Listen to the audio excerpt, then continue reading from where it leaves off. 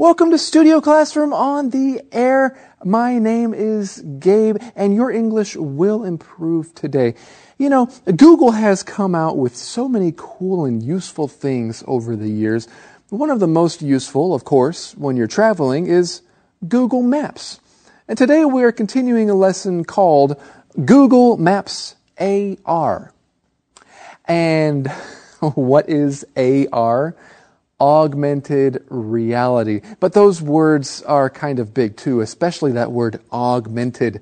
You know, when you augment something, you make it greater or add to it. So if you're a jazz musician, you're probably used to augmented chords, which sound, well, they sound jazzy. But what is augmented reality and how will Google Maps use it? Our lesson will explain what that looks like today. So let's get inside. To the right, to the right.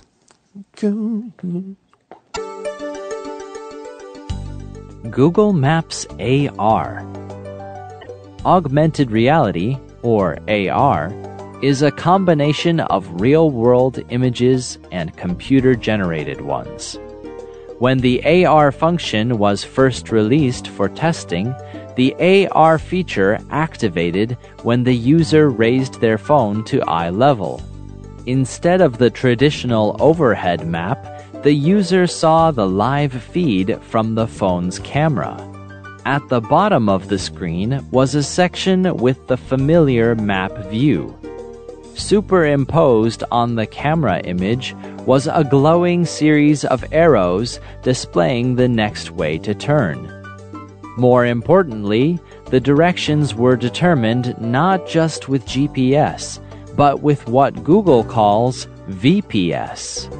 Friends, of course, this whole section was about somebody who was testing this augmented reality. So we read here, augmented reality, or AR, is a combination of real-world images and computer-generated ones. And before we continue on with our lesson, let's take a look at a useful sentence pattern. You've learned it before. It's a combination of one thing and something else. That is, a mix of two or more things together. For example, you could say, our dinner tonight will be a combination of Western food and Chinese food. Excellent. So like dumplings and hamburgers. Yeah. And maybe hamburger dumplings. Yeah, pretty much. And you can throw some French fries into that mix. Yeah, why not? Yeah, it's a nice combination of different types of food. Chinese fries, too. Okay, so that's great. A combination in our lesson of real-world images and computer-generated ones. That reminds me of a phrase or three letters that we learned not too many months ago, CGI, right? A lot of movies are made with computer-generated images. Okay, we read on here, when the AR function was first released for testing, the AR feature activated when the user raised their phone to eye level. Okay, so someone was testing this, and if you take out your phone and your Google Maps is open, then when you raise it to eye level, that's when the AR kicks in, we would say. Oh, okay, so it had to be at eye level. We read, instead of the traditional overhead map, the live feed, or the user saw the live feed from the phone's camera. At the bottom of the screen was a section with the familiar map view. Okay, so we're seeing what this person sees on their cell phone, right? Superimposed on the camera image was a glowing series of arrows displaying the next way to turn. And you can see he's got this at eye level, right? And on his cell phone, he's got this glowing series of arrows telling him very clearly to turn left. Let's take a look at this phrase, a series of something. Okay, this is several things of the same kind that come one after another, like these arrows. For example, during the lecture, there was a break. There was like this Q&A time, question and answer time. And one student asked the teacher a series of questions, just one after the other, after the other, after the other. Just one after another. That is a series of questions. Well, I'm sure some teachers enjoy that, Rebecca. Rebecca, you've taught in a classroom setting before, right? I have taught in classroom settings, yes. And usually I welcome questions. Yeah, right? Because oftentimes there are no questions. Exactly. And I think it just depends on where you're teaching, but it's true. A lot of people, especially in an American or a Western setting, they're used to people just kind of interrupting. They don't even raise their hands necessarily. They just interrupt and start asking questions or responding to the teacher. It's not rude, and I think professors are used to that, right? Perhaps there is a series of questions that one person would ask.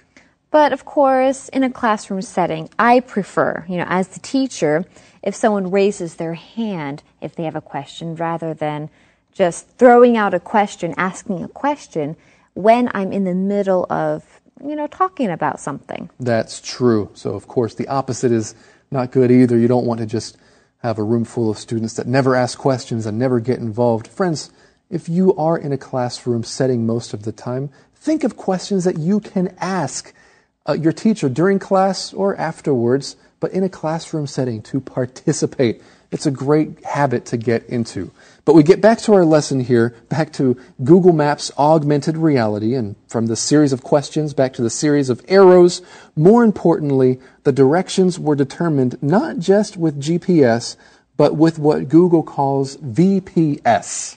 VPS. Well, you will see this in the next section, but that just means visual positioning system. And of course, we can't talk about that yet, but later. Right. We don't want to spoil the surprise. Definitely not. We don't do that here on Studio Classroom. Well, Rebecca, sometimes people walk around with their cell phones, and sometimes I'm talking on my cell phone while I'm walking down the street. And then they almost run into somebody? That is true, but then sometimes I'll want to talk to somebody, and then they pull out their cell phone, and they pretend to start talking on their cell phone. Isn't there a term for that? Are you thinking of the word phubbing? Phubbing. Phubbing. Phubbing. Phubbing. What is this? Let's take a look at this word in the Info Cloud. Hello, friends. Welcome to Info Cloud. Today, we are going to talk about... Joe, we've started filming already. Oh, sorry. I was looking at our Studio Classroom YouTube channel. Phubbing is a real problem today.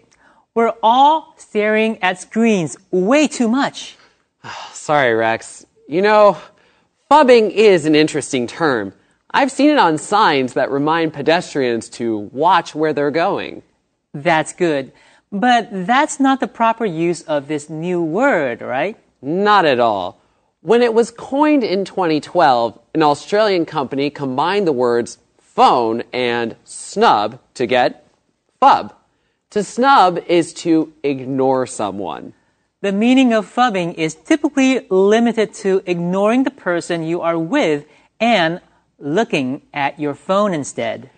It was added to the Oxford Dictionary in 2016 and has been growing in popularity over the past few years. You'll find many articles telling smartphone users to stop phubbing while having dinner. I think it's true. We really shouldn't be phubbing each other. It's a hard habit to break. But phubbing can cause us to feel disconnected from each other. So let's put our phones down for a bit. Welcome back to Studio Classroom. We are learning about Google Maps augmented reality. Someone did a test with this augmented reality, and we learned all about that experience in the first section. Of course, AR, or augmented reality, is a combination of real-world images as well as computer-generated ones. But Google also has something they call VPS, AR, VPS. What are all these letters about? What does VPS stand for or mean? What does it do? Let's find out right now. Google Maps AR. The VPS, or Visual Positioning System, uses location points accumulated through the image database collected by Google Street View. By comparing those points to the real-time image captured by a phone using Google Maps AR, the phone's location can be determined without satellite signals. To keep you from walking around while staring at your phone, Maps AR has a safety feature. After a short time, the app will remind you to put your phone down. If Maps AR is left active for too long, the screen will go dark. If Maps AR proves to be both safe and useful, you might just see more AR applications in the near future.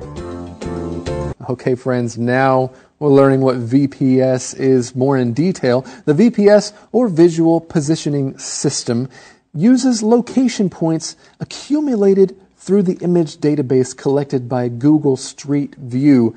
And Google is just simply amazing, in my opinion. It seems like they have a street view for every single street and every single corner in the world. Mm-hmm. Yeah, they definitely do, actually. But we read, by comparing those points to the real-time image captured by a phone using Google Maps AR, the phone's location can be determined without satellite signals. I don't know. All I can say is technology is amazing. Like 15, 20 years ago, this would have been completely impossible.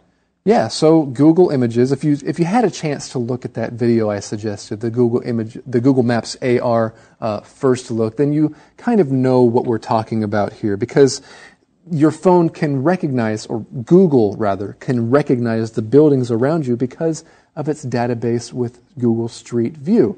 So then you don't need those satellite signals when you first come out of the MRT or something like that. And there's good news. There's even more good news. Let's find out what that good news is now. To keep you from walking around while staring at your phone, that is good news, you know. Maps AR has a safety feature. Now, before we continue, let's talk about that word, those words, safety feature. What is this all about? That's right. Well, you get the idea with the word safety, right? It's something that's going to keep you safe. It's something that's added to a piece of technology to ensure the user's safety. For example, a lot of cars have a safety feature for children, and that is they have a children's lock in the back. So if children try to open the door, they can't open the door because the child's lock is on. That's right. So you can only open it from the outside. Not all cars have this feature, but it is a great safety feature to have. I understand that now that I have a toddler who loves to roll down the window wherever he's sitting. And that's also a safety feature in our car. When I'm driving, I can lock the windows so that my kid is not in the back trying to roll down the window. He might fall out. Oh, yeah. You don't want him rolling down the windows and trying to crawl out of the window as you're driving. Yeah, he should be in his child seat. That's what it really should be. Anyway, we continue here. Lots of things have safety features. Maybe you could think of something else that has a safety feature. But we read, after a short time, the app will remind you to put your phone down. This is great. 它在提醒我们不要当低头族 or 抬头族. Anyway, just put your phone down every once in a while. If Maps AR is left active for too long, the screen will go dark. I guess that could be a good thing, right? Well, yeah, because Saving after energy? all, yeah, you do need to look at what's around you. You don't want to accidentally walk out into the middle of an intersection. Okay, so if Maps AR proves to be both safe and useful, you might just see more AR applications in the near future. That would be fun. But let's take a look at this phrase in that sentence. Something proves to be something. You use this to discuss when you can tell for certain that something is that adjective. For example, you could say, if Jackie proves to be a good babysitter, we might just hire her full time. However, you could also say, Jackie has proven to be a good babysitter. So, different ways to use that phrase, prove. Yeah, exactly. And I like that you mentioned the past tense of that verb, proven. Proven to be something. And you also use the phrase might just. She might just, we might just hire her for a babysitter. Okay, well right now it's time for us to finish today's lesson with a review skit. Okay, out of the subway stop. Now, which way? Let's ask for directions. Good idea. Let's ask Google Maps. No, why not ask a real person? Honey, trust me. Google Maps is very straightforward. Let's look on a map. Honey, my phone is a map. I enter the destination and the route appears. It uses GPS and displays which way to turn. I don't know. What could be simpler? We go this way. No, wait. We're supposed to go this way. Weird. This marker is jumping from place to place and now it's frozen. Well, that's an annoying complication. Typically this occurs when buildings and other obstacles disrupt the satellite signals. So let's ask someone. Wait. Given enough time, this issue generally resolves itself. But until then, let's go this way. Why that way? Okay. Well, how about this way? Don't worry, dear. We'll get there. If we're lucky. And if not, we'll find ourselves walking to and fro, trying to figure out where to go. Google should deal with this problem. They already have. Look, I found a new function that keeps people from going astray. It's called augmented reality, AR. What's AR? It's apparently a combination of real-world images and computer-generated ones. How does it work? Well, let's see.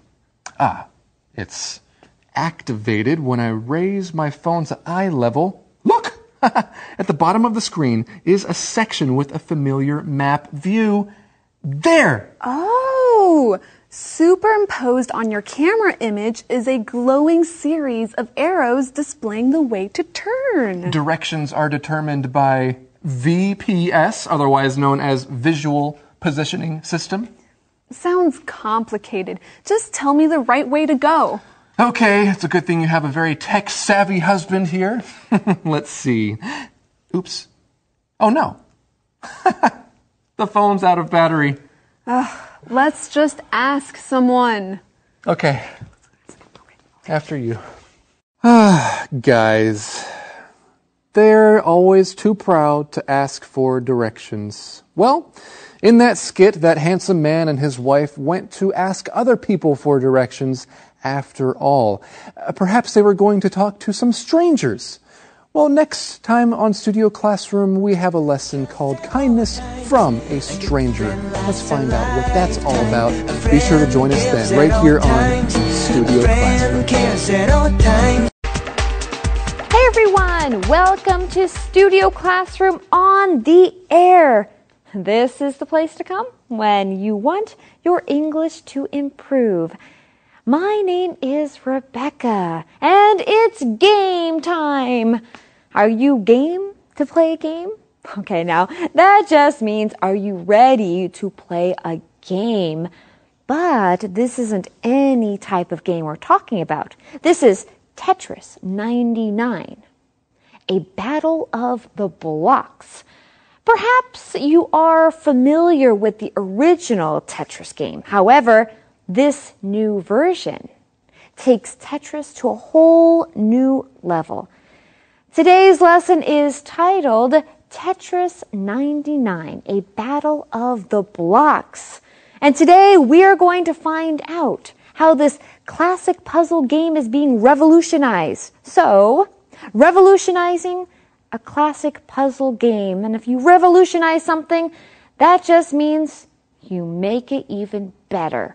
Well, friends, open up your magazines and it's time for us to begin. Tetris 99, a battle of the blocks. When new games come out, they usually have a tutorial that teaches players the rules. Tetris 99 did not. So the online community created instructions to help one another and to train new players. Players often make videos that teach special strategies and techniques. They also like posting their high scores and showing off their skills. Do you think you could become one of the best Tetris 99 players? A great way to find out is by joining a tournament game. Well, in this next section, we're going to learn some interesting things about games. We read when new games come out. They usually have a tutorial that teaches players the rules. Now, this reminds me, Gabe, of a question I would like to ask you. Do you think it's necessary for new games to have tutorials? Well, first of all, a tutorial, you see that word tutor in there. It's like you're learning something. You're learning the rules in a tutorial. And no, I don't think it's necessary all the time. In fact, a lot of people these days, a lot of young kids who play video games, they don't like tutorials. They don't like that a game might force you to watch a tutorial as you're getting into it. You just want to play the game. But sometimes a game might have a tutorial, a couple of scenes that take a few minutes or longer to teach you how to play or what to do. It could be kind of annoying. I think it should be a choice that you can make. Well, that's a very, very good point. Perhaps it should be a choice. Now, of course, our lesson is saying that when new games come out, they usually have a tutorial. However, Tetris 99 did not.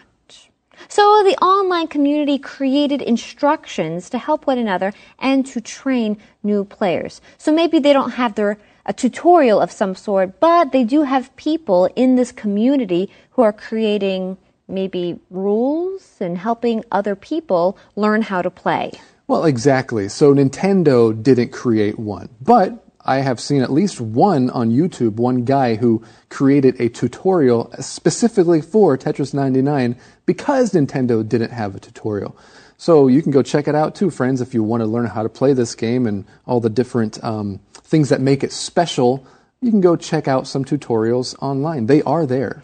Well, our lesson actually says that. It says players often make videos that teach special strategies and techniques. And I guess some of these videos might also have instructions as to how to play the game. And I gotta say, I think that's a pretty smart move on Nintendo's part. I think Nintendo is very aware these days of the social media world. And so they want to give power to people who are actually playing to create these things to help the other people. It creates more of a sense of community.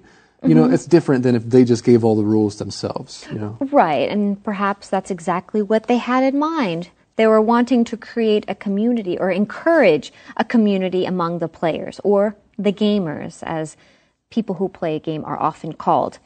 Well, we read here they also like posting their high scores and showing off their skills.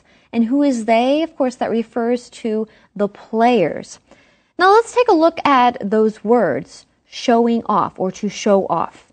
This is just when someone behaves in such a way that is intended to attract attention or admiration, and sometimes other people may find it rather annoying.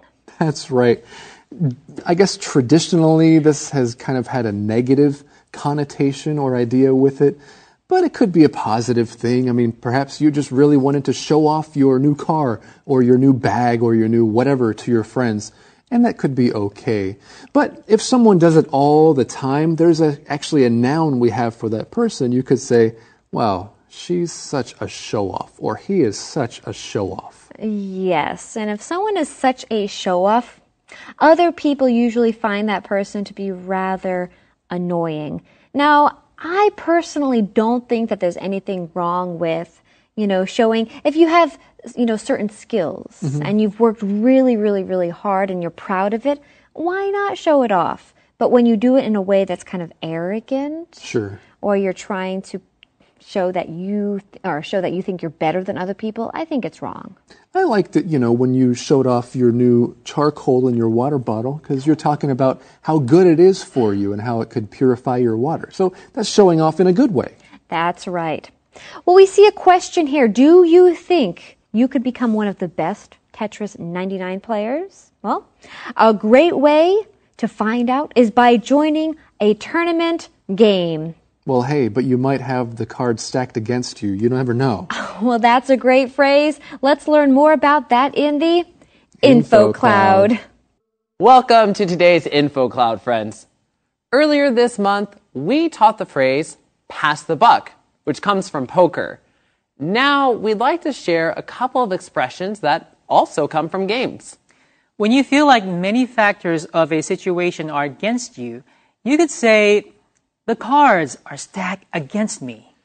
If a player stacks cards in a game, they arrange cards in a deck to be more favorable to them winning. This is why the expression is to have the cards stacked against you, meaning you aren't likely to win. This phrase also can be used to talk about general bad luck that someone might be having. The cards are stacked against Irene. She lost her keys and wallet in the same day. One other common expression is no dice. When gambling with dice was illegal in the U.S., police officers would have to make sure they caught people with their dice and keep them as evidence. The judge wouldn't be able to convict the gamblers of a crime without the dice. No dice came to mean that something isn't possible. So, if someone were to ask me, hey, did you get those movie tickets? I could say, no dice. The show is already sold out. Okay, there we go. We're doing great. Oh, hey everyone! Welcome back to Studio Classroom. I'm in the middle of a very intense game. I'm playing Tetris 99. I'm hoping to join the Tetris 99 competition. Maybe, just maybe, I'll become one of the best players. Do you think so? I hope so. Let's see. Well, anyway, friends, we have more to learn about Tetris 99. So let's get back to our lesson. And I'm going to continue playing. Let's see. We're doing great. Oh, yes. Tetris 99, a battle of the blocks. This year, Nintendo held its first Tetris 99 tournament, the Tetris 99 Maximus Cup. They invited players from all over the world to participate. The best 999 players were awarded 999 gold points to use in Nintendo's eShop. This was a very competitive event. One person even hired a Tetris expert to coach him for the competition. This game has become very popular. So what are you waiting for? Grab your Nintendo Switch and join the Battle of the Blocks. Well, earlier we talked about a tournament game or competition, right? We read this year, Nintendo held its first Tetris 99 tournament, the Tetris 99 Maximus Cup. Does that sound like something you're interested in participating in? No, not me. I like the game, but I don't think I would join the tournament. But we read they invited players from all over the world to participate. That's great. They are trying to get their worldwide community involved in this game.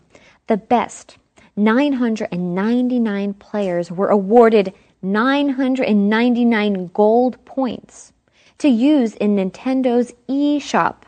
What a great award. You get tokens to use in an eShop. It is. It's true. And you can buy a lot of stuff in the Nintendo eShop that you might be able to use for other games. Well, we read this was a very competitive event. Of course it was.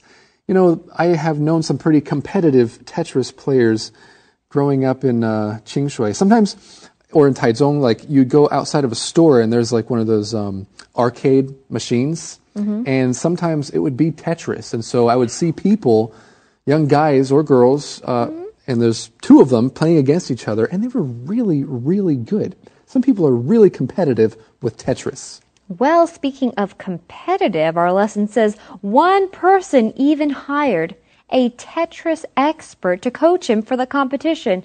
I think this guy was probably pretty competitive. This game has become very popular. So, what are you waiting for? Okay, before we continue, let's talk about this question.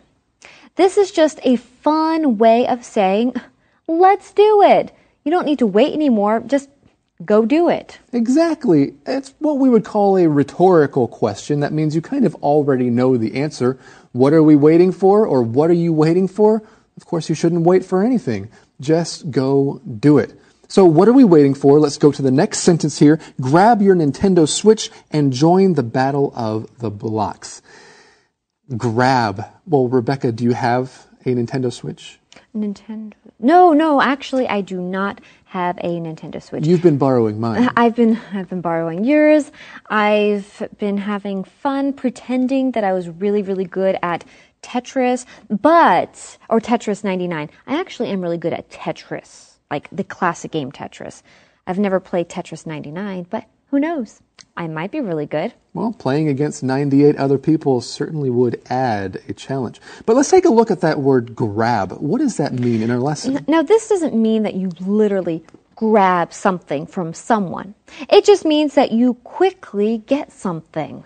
Yeah, often we use this to talk about maybe if you don't have time to eat somewhere, you don't have time to sit down and enjoy a meal, you might just need to grab something from somewhere. I'm going to grab a sandwich from 7-Eleven, and then I have to go off in a hurry. Right. Now, we've been talking about Nintendo competitions.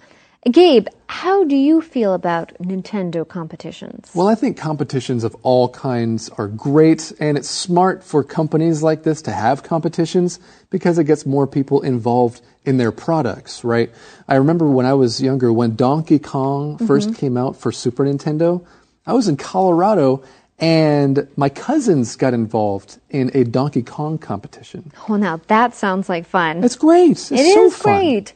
Well, friends, what do you think about Nintendo competitions? Talk about that in English, and let's watch a review skit. Whoa! An old classic gets new life. I prefer the new games. Come on, get out of here. Hey, man, well, why throw something away if you can change it and make it cool again? Cool again? Really? Yeah! Tetris 99 is a fantastic example. Tetris 99. You know, I played the original Tetris.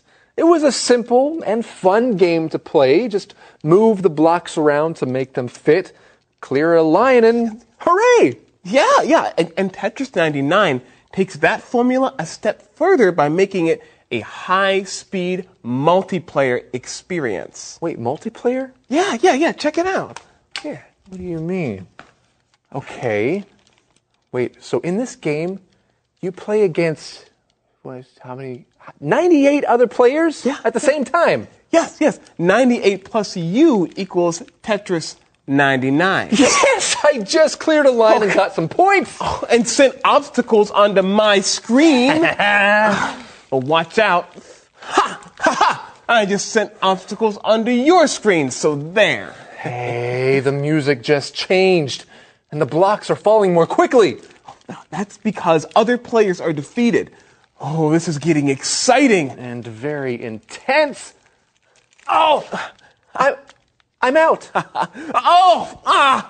Me too. Game over for me and you. But look, the others are still playing. You know what? It's kind of fun. I'm going to look up the rules on the tutorial. Sorry, this game came out without a tutorial. But don't worry, the online community created instructions to help train new players. Must be a great community of players. It is. Players often make videos that teach special strategies and techniques. Oh, hey, I see. They also like posting their high scores and showing off their skills. But I bet I can become one of the best players. Well, you can find out by joining a tournament game. People from all over the world participate. I might want to do that. And maybe I'll win. Oh, yeah? Maybe I'll win. Oh, yeah? Well, I'm going to hire a Tetris 99 coach. Yeah, well, maybe I am a coach. Oh. Well, anyway, what are you waiting for? Grab your Nintendo Switch and join the Battle of the Blocks. All right. Want to go again? Let's get in again. Let's get in this. Let's get again. Okay. All right, I'm in. You're in? I'm in. I'm in. Oh, hey everyone! The Tetris 99 competition is almost here. And I've decided that I need to hire my own personal coach because I want to compete in this competition. What about you all? Are you ready for a little competition? Well, what are you waiting for? Go grab your Nintendo Switch and see if you're ready to compete. Well, friends, thank you so much for joining us today. We'll see you next time right here on Studio Classroom.